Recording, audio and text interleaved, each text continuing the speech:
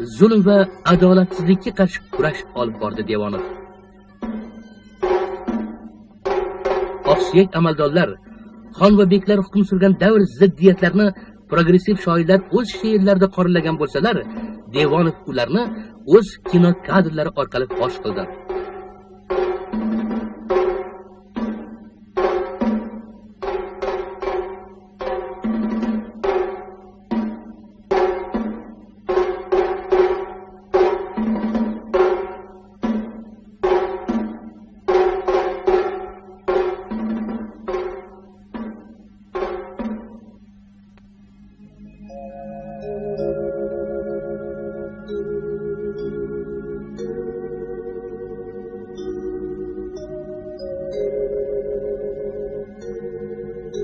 Bu kunlarga yetish uchun qancha hurriyatparvar kishilar, otashin qalb sohiblari matonat bilan kurashdilar.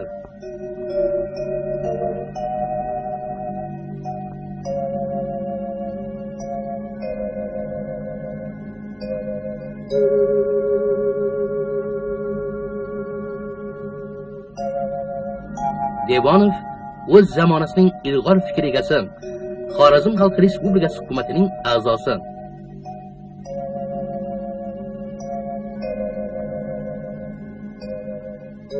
Devonov moliya noziri. U qayerda bo'lmasin, qanday lavozim demasin, hamisha kino kamerasi bilan birga bo'ldi. Birinchi butun Xorazm qurultoyi,